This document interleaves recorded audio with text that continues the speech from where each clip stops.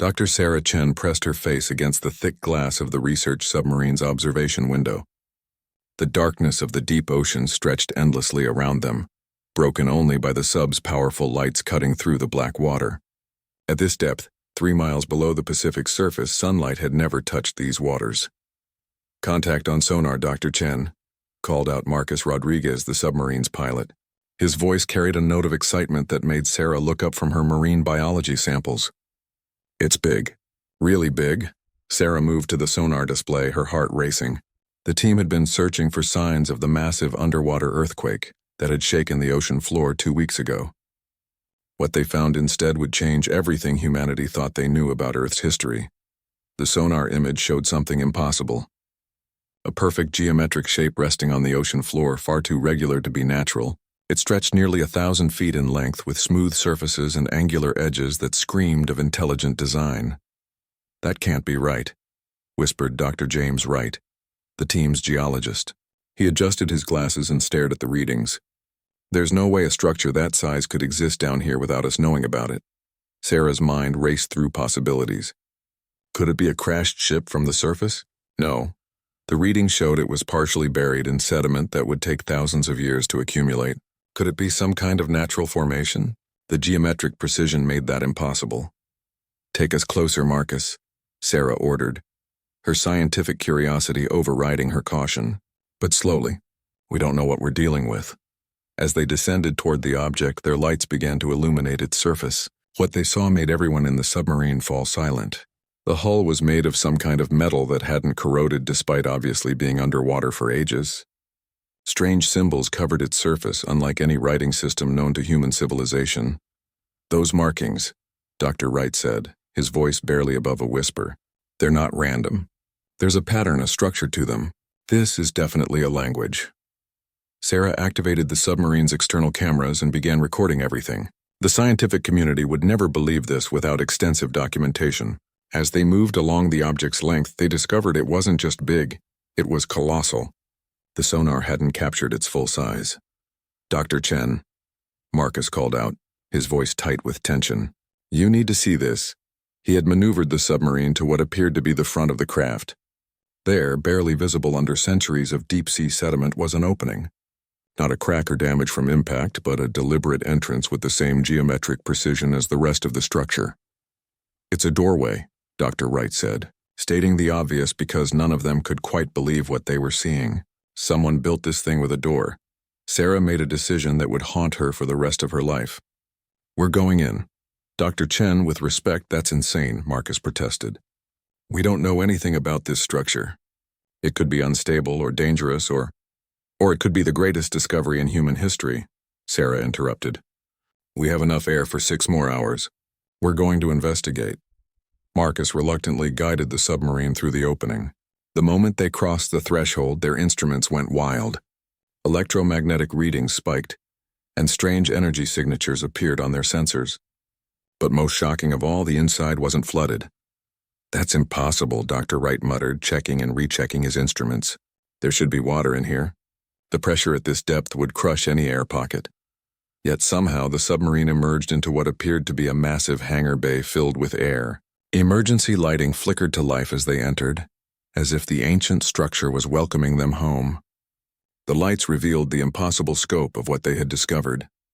The hangar stretched beyond their light's reach, filled with smaller craft that shared the same alien design principles as the main structure. These weren't human vehicles. The proportions were wrong, designed for beings taller and more slender than humans. Sarah felt her worldview crumbling and rebuilding itself in the span of seconds.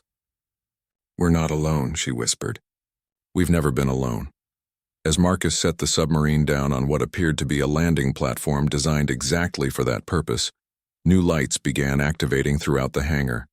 It was as if the structure was waking up after a long sleep, responding to their presence. "The air readings are incredible," Dr. Wright announced, his voice filled with wonder. "It's not just breathable, it's perfect. The right mix of oxygen and nitrogen, proper pressure, even the temperature is comfortable." Sarah began suiting up in her diving gear, but not for water, for the possibility of exploring this impossible place. "We're going outside." "Sarah, we can't," Marcus said. Protocol dictates that we return to the surface and report this discovery to the authorities. Marcus, look around you, Sarah replied, gesturing at the alien hangar. This changes everything. Every assumption about human history, about Earth's history, about whether we're alone in the universe. We can't just leave without learning more. Dr. Wright was already putting on his own gear. She's right, Marcus. This is bigger than protocol. This is bigger than anything. Reluctantly, Marcus began his own preparations. As the submarine's hatch opened, they stepped out into air that had been sealed away from the surface world for millennia. The gravity felt normal, the air tasted clean, and somehow the ancient lights provided perfect illumination. The first thing Sarah noticed was how pristine everything appeared. Despite obviously being ancient, nothing showed signs of decay or corrosion. Whatever technology had built this place was far beyond current human capabilities. As they explored the hangar, Dr. Wright made another shocking discovery. These symbols, he called out, pointing to writing on the walls. They're not just decorative. I think they're technical manuals or operating instructions.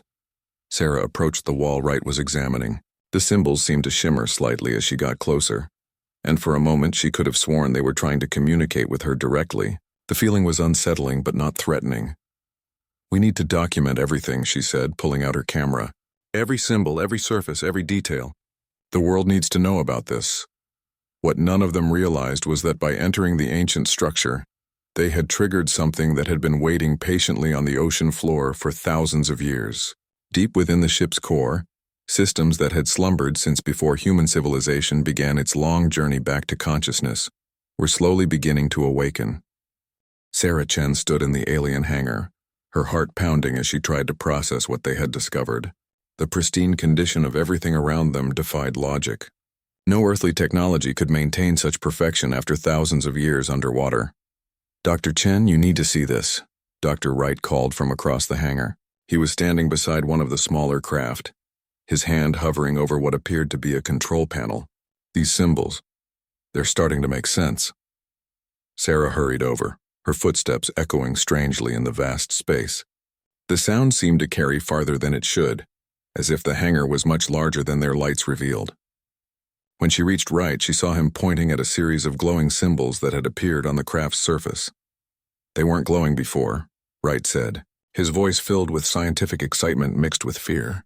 But when I got close, they lit up. And Sarah, I think I understand what they mean. The symbols were elegant, flowing designs that seemed to shift slightly when viewed directly. But there was something familiar about their structure, something that reminded Sarah of mathematical concepts and scientific principles. It's like they're trying to teach us, Wright continued. This symbol here appears to represent energy. This one seems to be about propulsion, and this cluster might be life support systems. Marcus approached them, his expression skeptical. You're saying an alien computer is giving you a tutorial on how to operate their technology? That's exactly what I'm saying, Wright replied. And it's working. Look at this. He placed his hand near one of the glowing symbols, careful not to actually touch it. The symbol brightened, and suddenly a holographic display appeared above the craft, showing what was clearly a three-dimensional star map. The three humans stared in wonder at the floating display. Stars and planets hung in the air before them, connected by lines that suggested travel routes. Earth was there, clearly marked, but it was just one small dot among hundreds of other worlds. My God, Sarah whispered. They've been to all of these places. The implications hit them like a physical blow. This wasn't just evidence of alien life. It was proof of a vast interstellar civilization that had been exploring the galaxy while humans were still learning to use fire. As they studied the star map, Marcus noticed something troubling. Dr. Chen, look at these dates. He was pointing to symbols that appeared near each planetary system. Wright studied them for a moment, his face growing pale. If I'm reading this correctly, Wright said slowly, these aren't just destinations. They're dates of contact. And according to this, Earth was last visited about 12,000 years ago. The end of the last ice age, Sarah realized, right when human civilization was beginning to develop. The star map began to shift, zooming in on Earth's section. New information appeared, showing not just Earth but detailed scans of the planet's surface from that ancient time. They could see ice sheets retreating, sea levels rising, and small human settlements scattered across the continents. They were watching us, Marcus said quietly. They saw our civilization develop, but Sarah was focused on something else entirely. Among the Earth data, she had spotted something that made her blood run cold. Right, what does that symbol mean? The one that keeps appearing next to Earth? Wright examined the recurring symbol, his expression growing more concerned by the second. I think it means monitoring station or possibly research outpost. Sarah, I don't think this ship crashed here. I think it was placed here deliberately. The full implications of that statement hung in the air like a bomb waiting to explode. This wasn't a shipwreck, they had discovered. It was an alien research station that had been observing human civilization for thousands of years. We need to explore more, Sarah said, her scientific curiosity overriding her fear. If this is a research station, there might be data about humanity's development. We could learn things about our own history that we never knew. They moved deeper into the hangar, following corridors that seemed to pulse with soft, bioluminescent lighting. The architecture was clearly designed for beings taller than humans, but somehow it didn't feel hostile or uncomfortable. If anything, there was an organic quality to the design that felt almost welcoming. As they walked, Wright noticed that the symbols on the walls were changing, adapting to their presence. It's learning from us, he said in amazement. The more we interact with it, the better it gets at communicating in ways we can understand. They reached what appeared to be a central command center. Banks of controls surrounded a raised platform, and in the center sat what could only be described as a captain's chair, though designed for someone much taller than any human. Sarah approached the chair cautiously. The moment she got within 10 feet of it, the entire room came alive. Holographic displays appeared everywhere, showing data streams, star charts, and what appeared to be biological scans of various species from across the galaxy. It's a database, she breathed, a complete record of their exploration and research. Among the data, they found detailed files on hundreds of worlds and the species that inhabited them. But the Earth file was by far the largest, containing thousands of years of observations about human development, culture, and technology. They've been studying us like lab rats, Marcus said, his voice carrying a mixture of awe and anger. No, Sarah corrected, studying the data more carefully. Look at how they've categorized us. We're not in the primitive species section. We're classified as developing intelligence with potential for advancement. Wright had found another section of the database that made him call out excitedly. Sarah, you need to see this. They have predictions about our future development. And according to their models, we're progressing much faster than they expected. The alien predictions showed human technological development curves that stretched centuries into the future, but the actual human achievement markers were consistently ahead of their projected timeline. We're exceeding their expectations, Sarah realized. They thought it would take us much longer to reach our current level of technology. As they studied the predictions, they discovered something that changed everything. The alien models showed that humans were projected to achieve interstellar travel within the next 100 years, something the aliens themselves had taken much longer to accomplish. That's impossible, Marcus said. How could we develop faster than a species that's clearly been spacefaring for thousands of years? Wright had found the answer in another section of the database. Because we're different, he said, his voice filled with wonder. Look at this analysis of human creativity and problem-solving abilities. They're comparing us to other species they've studied. And we're off the charts. The data showed that while humans were relatively young as a species, their capacity for rapid innovation and adaptation was unprecedented in the aliens' experience. They had documented human achievements in art, science, and technology that had surprised them at every turn. They're not just monitoring us, Sarah realized.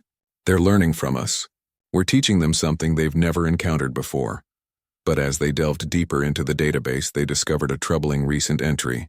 The monitoring station had detected something approaching Earth from deep space, something that the aliens classified as a threat to developing civilizations. And according to the data, it would arrive within the next 5 years. The alien database hummed with information that challenged everything the three humans thought they knew about Earth's place in the universe. Sarah stared at the holographic display showing the approaching threat, her mind racing to understand the implications. 5 years, she whispered. Whatever this thing is, it'll be here in 5 years. Dr. Wright was frantically studying the alien data about the approaching object. According to this, it's not a natural phenomenon. It's artificial, possibly a ship or some kind of probe. And it's massive, easily 10 times the size of this station. Marcus ran his hands through his hair, a gesture Sarah recognized as his way of dealing with overwhelming stress. Let me get this straight. We've discovered that aliens have been watching us for thousands of years. We're apparently some kind of super-developing species, and now there's a giant alien threat heading our way. Is that about right? That's exactly right, Sarah confirmed, though she was focused on another aspect of the data. But there's something else. Look at this section about defensive capabilities. The database showed detailed schematics of weapons and defensive systems that were clearly beyond current human technology. Energy shields, particle beam weapons, and propulsion systems that could move objects faster than light. It was like looking at technology from hundreds of years in the future. They left us a manual, Wright said in amazement. Not just information about the threat, but instructions on how to build the technology to fight it. Sarah nodded, but her expression was troubled. The question is why? Why would they give us this information? What do they expect us to do with it? The answer came from deeper in the database. As Sarah navigated through the alien files, she discovered a section labeled with symbols that Wright translated as emergency protocols. Inside, they found something that made their blood run cold. The original inhabitants of this monitoring station, Sarah read from the translated text, they're gone, not dead, gone, disappeared about 200 years ago, right around the time this threat was first detected. The database revealed that the monitoring station had been part of a vast network of similar outposts scattered throughout the galaxy. But one by one, these stations had gone silent as the threat approached their sectors. Earth Station was one of the last remaining active ones, and it was operating on automated systems. They're using us, Marcus realized. They disappeared, but they left their technology and knowledge for us to find. They want us to fight this thing. Or maybe they believe we can fight it when they couldn't, Wright suggested. Remember, according to their data, we're developing faster and more creatively than any species they've encountered. Sarah was studying the weapons schematics when she made another disturbing discovery. These aren't just random weapons, she said. They're specifically designed to counter the threat that's approaching. The aliens designed these weapons after studying whatever destroyed their other stations. The implications were staggering. Not only had the aliens been monitoring human development, but they had been preparing humanity for a war that was coming whether they wanted it or not. We need to get this information to the surface, Sarah said. The world's governments need to know what's coming. But as she tried to copy the data to their portable storage devices, the alien system blocked her. Symbols appeared that Wright translated as insufficient authorization level. It won't let us copy the files, Wright said. We can view them here, but we can't take them with us. Marcus was examining the command chair more closely. Maybe we need to interface with the system directly. This chair looks like it's designed for some kind of neural connection. Sarah approached the chair cautiously. Up close, she could see that the headrest contained fiber optic cables that seemed designed to make contact with the user's head. You think it reads minds? More likely, it's designed to allow direct mental interface with the ship's systems, Wright suggested. A more efficient way to process large amounts of information. The idea was terrifying and exhilarating at the same time. Direct mental contact with an alien computer system could provide access to knowledge beyond human understanding, but it could also be incredibly dangerous. I'll do it, Sarah said, settling into the chair before Marcus or Wright could object. Sarah, no, Marcus protested. We have no idea what that thing could do to your brain. But Sarah was already adjusting the neural interface. The moment the alien connectors touched her head, the world exploded into information. Suddenly, Sarah wasn't just viewing the alien database, she was experiencing it.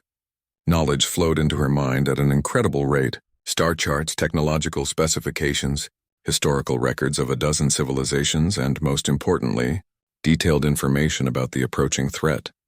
The entity heading toward Earth wasn't from any known civilization. It was something ancient and hostile, a force that consumed entire worlds and left nothing behind but empty space. The aliens called it the Hunger, a name that conveyed both its nature and the fear it inspired. Through the neural interface, Sarah learned that the Hunger had been moving through the galaxy for millions of years. destroying any civilization advanced enough to pose a potential threat. It was systematic, intelligent, and utterly ruthless, but she also learned something that gave her hope. The aliens hadn't fled in fear. They had made a calculated sacrifice. By disappearing, they had avoided detection by the hunger, which tracked civilizations by their energy signatures and technological emissions. The monitoring stations had been left to guide younger species like humanity toward the knowledge they would need to survive. When Sarah finally disconnected from the neural interface, she found Wright and Marcus staring at her with concern. She had been connected for over an hour, though it had felt like only minutes. "Sarah, are you all right?" Wright asked. "You weren't responding to anything we said." Sarah stood up slowly, her mind still processing the incredible amount of information she had absorbed. "I'm fine. Better than fine. I know what we're facing, and I know what we need to do." She turned to her companions, her expression deadly serious. "The threat heading toward Earth isn't just another alien species. It's something that has been destroying civilizations for millions of years. But the aliens who built this station didn't abandon us. They prepared us." Sarah moved to the nearest control panel and began inputting commands with knowledge she hadn't possessed minutes before. The alien systems responded immediately, recognizing her new authorization level. "The neural interface didn't just show me their database," she explained as she worked. "It downloaded their language, their knowledge, their entire understanding of the technology we're going to need." Holographic displays throughout the command center came alive, showing detailed construction plans for weapons, ships, and defensive systems that could protect Earth from the hunger. But the scale of what would be required was staggering. "We'll need to completely transform human civilization," Sarah said. "Every nation, every resource, every brilliant mind on Earth will need to work together. And we'll need to do it in 5 years." Wright stared at the construction requirements. "This is impossible. The materials alone would require mining operations on a scale never attempted. And the energy requirements. We'd need to build fusion reactors by the hundreds." "It's not impossible," Sarah insisted. "Remember what the aliens learned about us. We innovate faster than any species they've encountered. We adapt. We improvise. We find solutions that others miss." Marcus was studying the ship designs. "Even if we could build these things, how do we get the world to cooperate? How do we convince governments to work together on this scale?" Sarah smiled grimly. "We show them what's coming. And we show them what happens to worlds that aren't prepared." The alien database contained records of dozens of civilizations that had faced the hunger. Some had tried to fight with their existing technology and been destroyed. Others had tried to hide and been found anyway.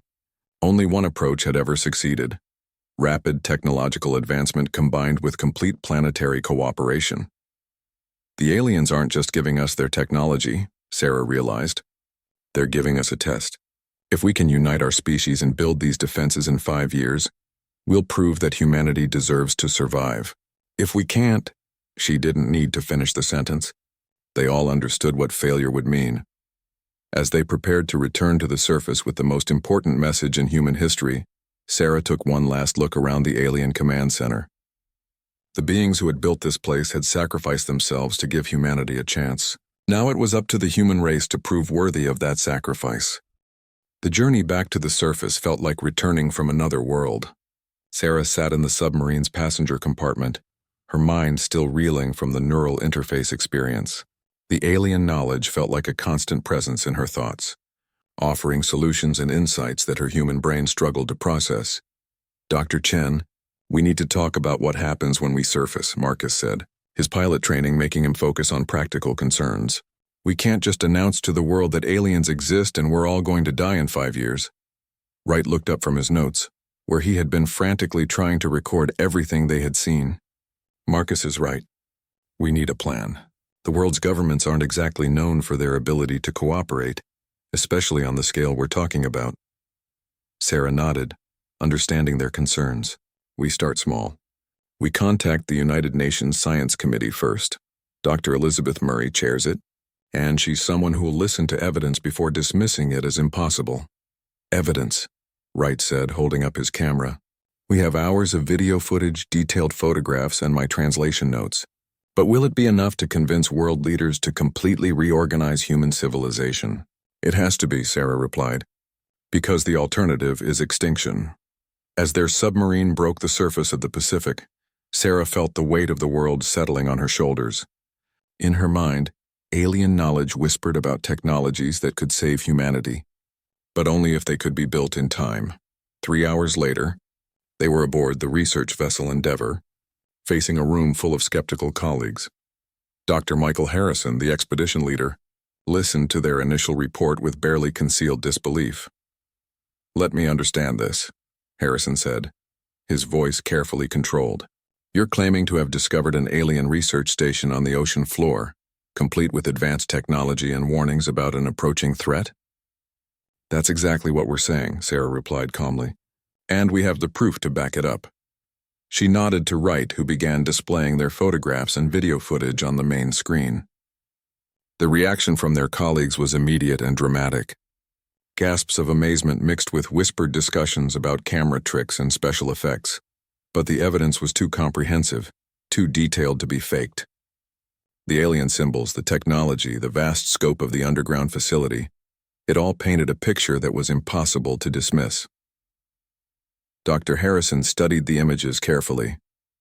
"Assuming this is real, and I'm not saying I believe it yet, what exactly are you proposing we do about it?" Sarah activated the portable display unit she had brought from the submarine, which now contained basic technical schematics she had memorized from the alien database.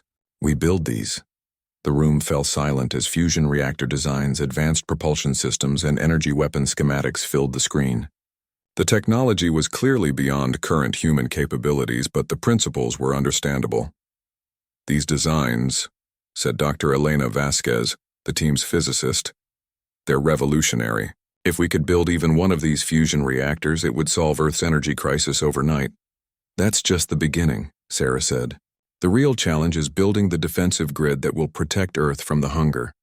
She displayed the planetary defense system specifications. Orbital platforms armed with particle beam weapons, energy shields that could protect entire continents, and a fleet of ships capable of intercepting threats in deep space. "The scale of this project would dwarf anything humanity has ever attempted," Harrison said. "The International Space Station, the Manhattan Project, the Apollo program, they would all be tiny compared to this." "Which is why we need to start immediately," Sarah insisted. "We have 5 years to build a defensive system that could take decades with current technology. The only way it's possible is if every nation on Earth contributes everything they have." Dr. Vasquez was studying the technical specifications with growing excitement. "These energy calculations are brilliant. They've solved problems that have puzzled our physicists for decades." "But Sarah, how do you know so much about their technology? These aren't things you could learn just from looking at their computers."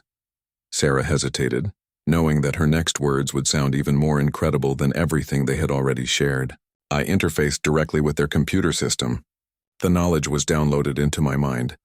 The room erupted in concerned voices. Neural interface technology was still experimental on Earth, and the idea of connecting with an alien system seemed impossibly dangerous. "That was incredibly reckless," Harrison said. "You could have been killed or worse." "I know," Sarah admitted, "but it was necessary. Without that knowledge, we would never be able to build the technology in time." Wright stood up, supporting his colleague. "Dr. Harrison, I've been working with Sarah for 3 years. The things she's telling us about their technology, she couldn't have known them this morning. The neural interface worked. She has their knowledge." "Prove it," challenged Dr. Vasquez. Sarah smiled and moved to the ship's main computer terminal. Using knowledge that hadn't existed in her mind 12 hours earlier, she began inputting equations and calculations for a fusion reactor design that was decades ahead of current human technology. As the calculations filled the screen, Dr. Vasquez's expression changed from skepticism to amazement. "These equations are perfect. You've solved the magnetic containment problem that's been plaguing fusion research for 50 years. And that's just one small piece of what we need to build," Sarah said. "The weapon systems, the energy shields, the faster-than-light communication networks. It's all here in my head, waiting to be used." Harrison stood and walked to the window, staring out at the ocean that had hidden such incredible secrets. "Assuming we can convince the world's governments to cooperate on this scale, do we have any guarantee that these weapons will actually work against this hunger threat?" Sarah accessed the alien knowledge, searching for information about successful defenses. According to their records, 3 civilizations have successfully repelled the hunger using these defensive strategies. But they all had longer to prepare than we do.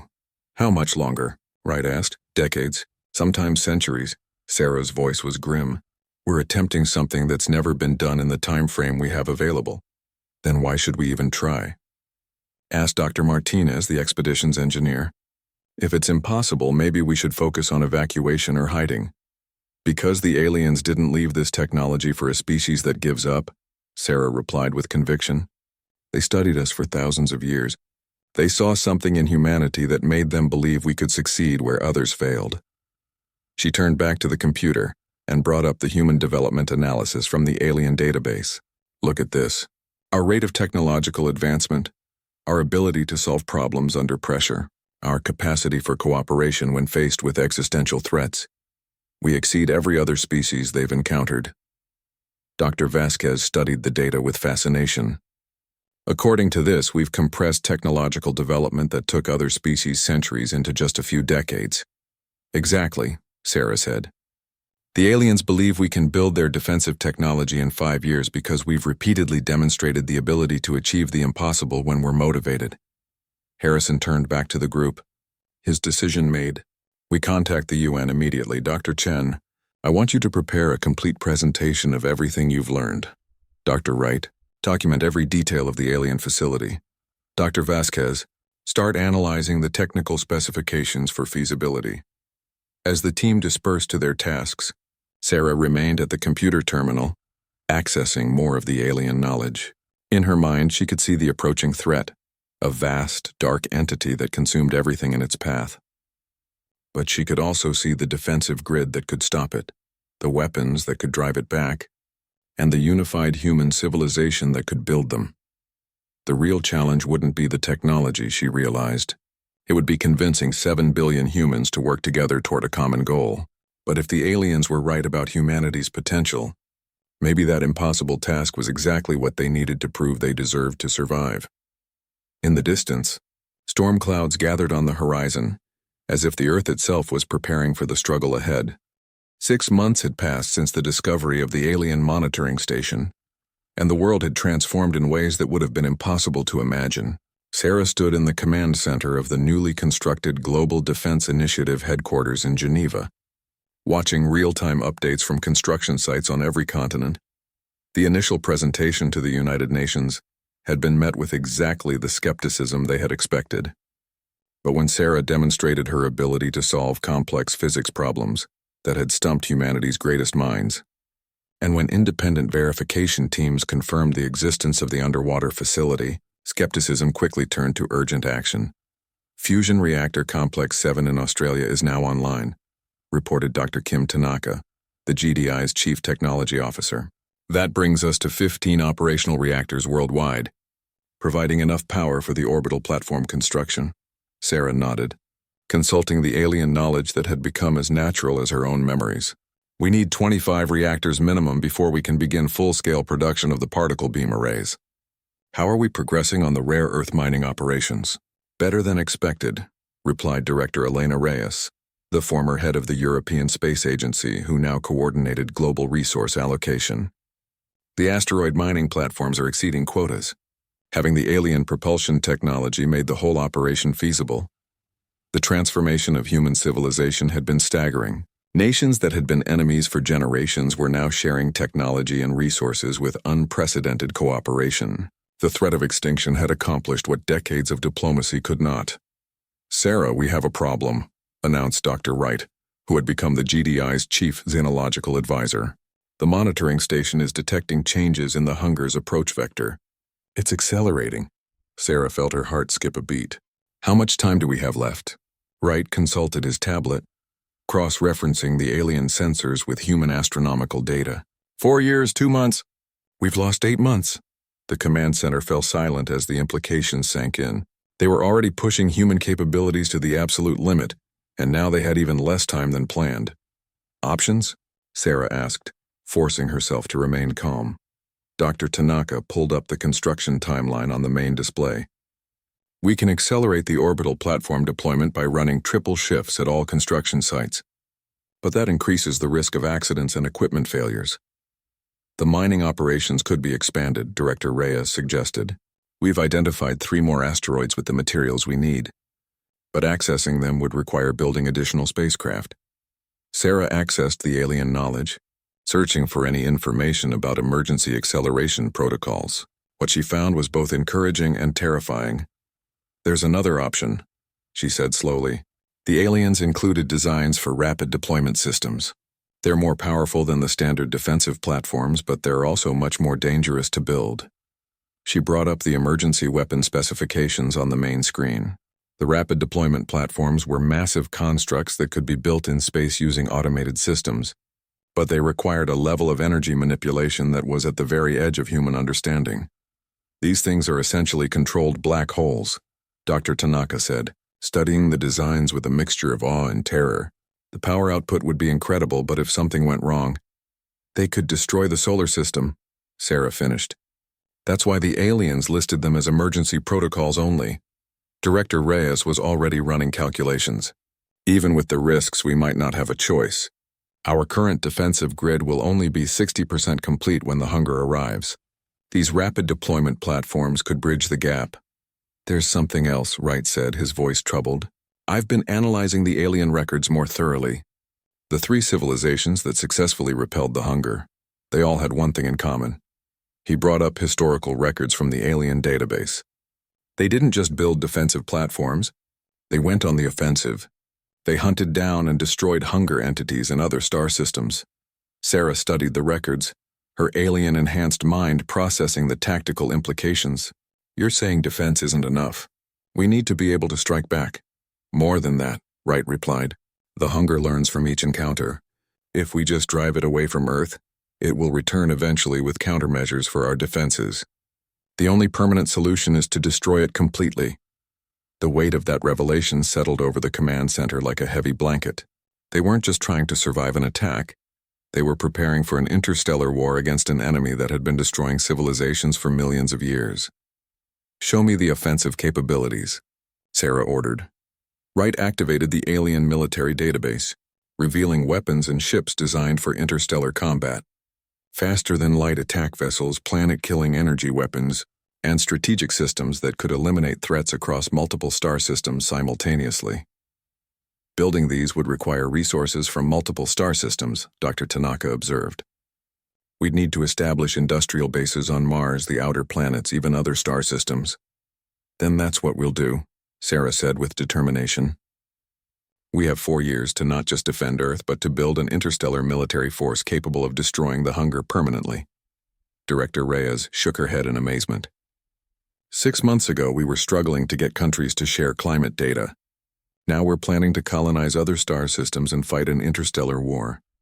Humanity adapts, Sarah replied, remembering the alien analysis of human potential. That's what we do. We face impossible challenges and find ways to overcome them. Over the following weeks, the Global Defense Initiative's mandate expanded far beyond planetary defense. New divisions were created to handle interstellar colonization, deep space mining, and military shipbuilding on a scale never before imagined. The first breakthrough came when human engineers, working with alien designs, successfully created a stable micro-black hole for power generation. The energy output was beyond anything previously achieved, providing enough power to accelerate the construction timeline significantly. The second breakthrough came when Dr. Martinez, working with a team of international physicists, cracked the secret of faster-than-light travel. The first human ship capable of interstellar flight was launched just 8 months after the alien discovery, carrying automated construction equipment to establish industrial bases in the Alpha Centauri system. But perhaps the most important breakthrough came from an unexpected source.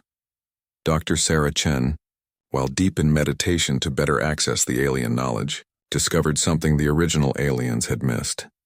The hunger isn't just a destructive force, she announced to the assembled GDI leadership. It's intelligent, but it's also limited. It can only exist in regions of space with specific energy conditions. She brought up stellar maps showing the hunger's historical movements. Look at the pattern. It avoids certain types of star systems, certain gravitational configurations. If we can modify the energy signature of our local stellar region, we could make Earth invisible to it, Wright finished, understanding the implications immediately. Better than invisible, Sarah corrected. We could make this entire section of the galaxy uninhabitable for the hunger.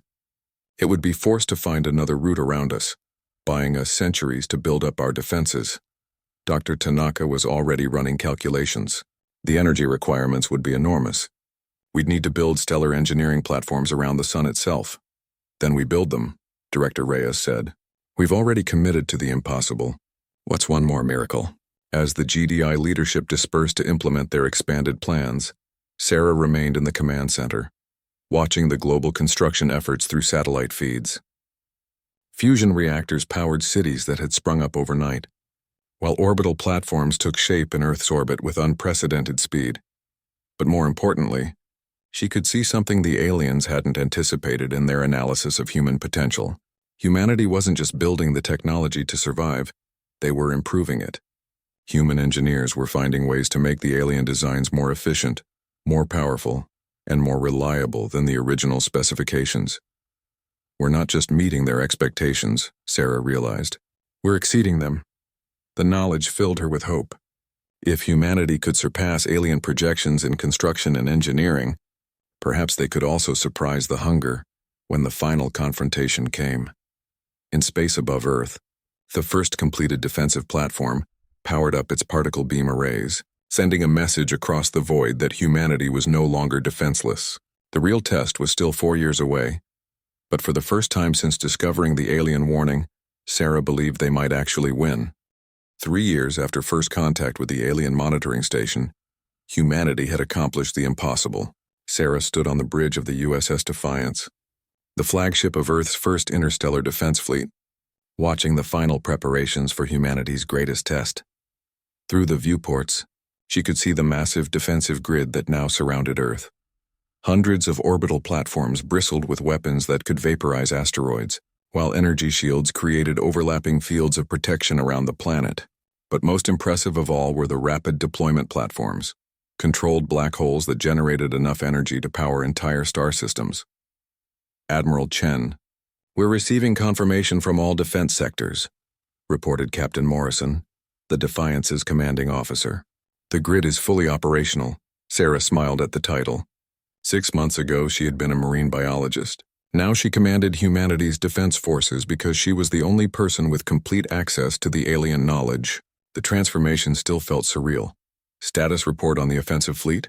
she asked. 67 ships ready for combat operations," Morrison replied.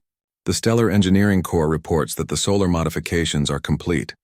Local space should be uninhabitable for hunger entities within 12 hours. The Stellar Engineering Project had been humanity's boldest achievement. By constructing massive energy manipulation platforms around the sun, they had altered the fundamental energy signature of the entire solar system. According to the alien database, this should make it impossible for the hunger to maintain cohesion in local space. "Dr. Wright to the bridge," came an announcement over the ship's communication system. When Wright arrived, his expression was grim. "Sarah, we have a problem. The monitoring station has detected something that doesn't match the alien predictions." He activated his portable display, showing sensor readings from the underwater facility. "The hunger is still approaching, but it's not alone anymore. It's bringing escort entities, things the aliens never encountered." Sarah felt the alien knowledge stirring in her mind, searching for any reference to escort entities. What she found made her blood run cold. "The escorts are adaptation mechanisms," she said slowly. "The hunger has evolved since the aliens last fought it. It's learned to counter the stellar engineering defense." The implications hit the bridge crew like a physical blow. Their primary defensive strategy, the one that should have made Earth untouchable, was already compromised. "How long until contact?" Sarah asked. Wright consulted his readings. 18 hours. "The hunger will enter the outer solar system tomorrow morning. Earth time." Sarah activated the ship's communication system, opening channels to every defense platform, ship, and ground installation in the solar system. "This is Admiral Chen to all units. The enemy has adapted beyond our predictions. We're going to full combat alert immediately." She turned to Captain Morrison. "Signal the fleet. We're implementing Protocol 7. Morrison's eyes widened.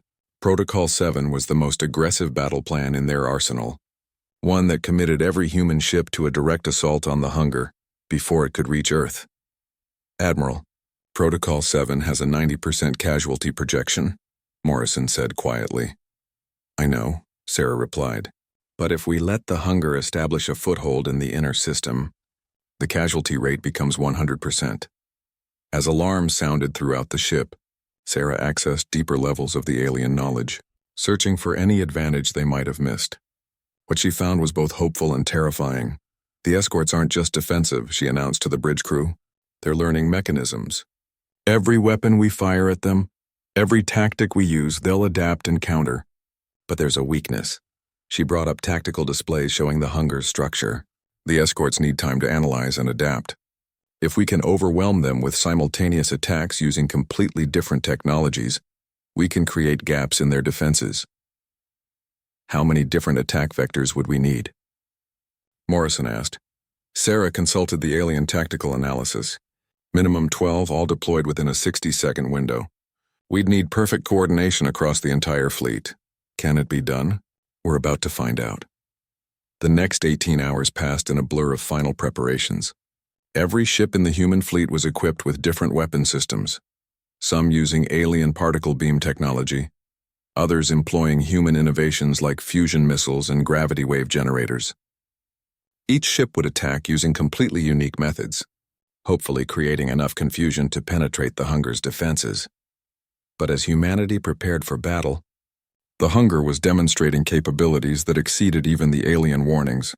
Long-range sensors showed it consuming asteroids and small moons, growing larger and more powerful as it approached. It's not just traveling toward Earth, Dr. Wright observed from the monitoring station. It's feeding on everything in its path. By the time it reaches us, it'll be twice the size the aliens predicted. Sarah stood in the Defiance's command center, surrounded by holographic displays showing the approaching enemy. The hunger appeared as a vast, dark entity that seemed to absorb light itself. Around it, the escort entities moved in perfect formation, already adapting to human sensor readings. All ships report ready for combat, Morrison announced. Sarah took a deep breath, knowing that the next few hours would determine whether humanity survived or joined the countless civilizations that had fallen to the hunger.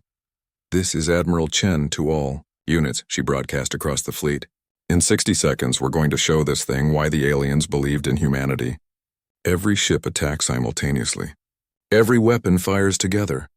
We hit them with everything we have, and we don't stop until one of us is destroyed. She paused, looking out at the stars that humanity might never see again if they failed. Remember, we're not just fighting for Earth. We're fighting for every species the hunger has destroyed, and every species it might destroy in the future. Today, humanity makes its stand. The countdown began, and Sarah felt the weight of 4.5 billion years of Earth's evolution resting on the next 60 seconds. In her mind, the alien knowledge whispered tactics and strategies, but she knew that victory would ultimately depend on the one thing that made humanity unique: their ability to surprise even themselves when facing the impossible. 10 seconds, Morrison announced. Sarah gripped the command chair's armrests, watching as the hunger filled their viewports like a living nightmare. 5, 4, 3, 2, 1. Fire everything! The battle for humanity's survival had begun. The space around Earth erupted in the greatest display of coordinated firepower in human history. 67 ships opened fire simultaneously, each using completely different weapon systems. Particle beams lanced through space alongside fusion missiles. Gravity waves distorted local space-time while quantum torpedoes phased through normal matter to strike at the hunger's core. Sarah watched from the Defiance's bridge as their weapon struck the massive entity. For a moment, it seemed like their strategy was working. The escort entities, designed to adapt to threats, couldn't process 12 different attack types fast enough. Gaps appeared in the hunger's defenses, and several human weapons punched through to impact the main body. But then the hunger did something the aliens had never recorded. Instead of trying to defend against all the attacks, it simply absorbed them. "Admiral, our weapons are having no effect," Captain Morrison reported, his voice tight with controlled panic. "The entity is converting our energy attacks into mass, making itself larger." Sarah felt the alien knowledge in her mind scrambling for explanations.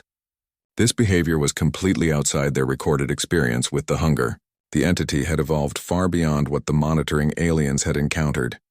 Pull back to defensive positions around Earth, Sarah ordered. All ships withdraw to the orbital platform perimeter. As the human fleet retreated, the Hunger continued its approach, now visibly larger than when the battle began. The escort entities had adapted to human weapons with terrifying speed, developing countermeasures that neutralized everything in humanity's arsenal. Sarah, we need to try the stellar engineering contingency. Dr. Wright's voice came through the communication system from the underwater monitoring station. It's our only remaining option. The stellar engineering contingency was humanity's most desperate plan.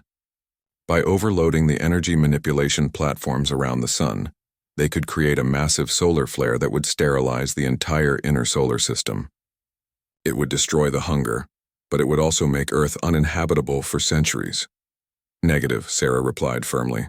There has to be another way. She closed her eyes and dove deep into the alien knowledge, searching for anything they might have missed. As she did, her human intuition began to notice patterns that the logical alien minds had overlooked. Morrison, show me the energy readings from our weapons impacts, she ordered suddenly.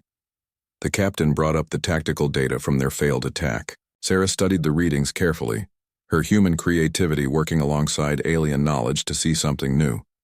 The escorts aren't just adapting to our weapons, she realized. They're learning our entire technological approach. But there's something they can't adapt to because it's not technology at all.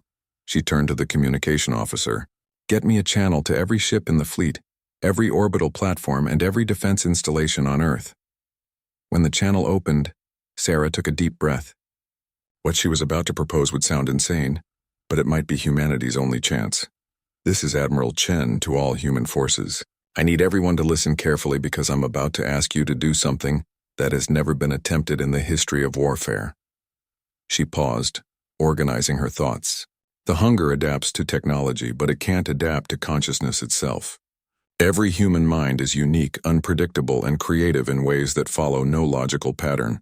We're going to use that against it.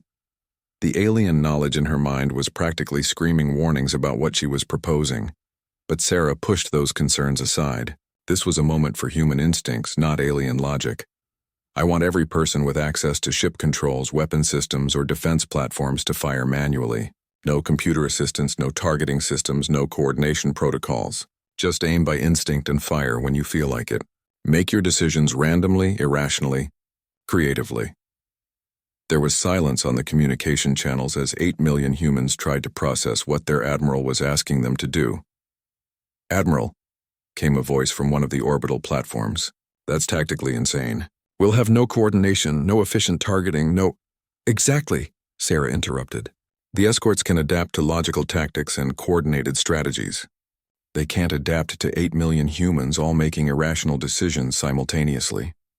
She looked out at the Hunger, now close enough that its gravitational field was affecting Earth's tides. All ships and installations commence chaotic attack pattern. Now. What followed was the most beautifully insane battle in galactic history. Human weapons fired in completely random patterns. Some ships spun in circles while shooting. Others flew in figure-8 patterns while their crews fired at whatever looked interesting. Orbital platforms targeted empty space just because someone thought it would be funny.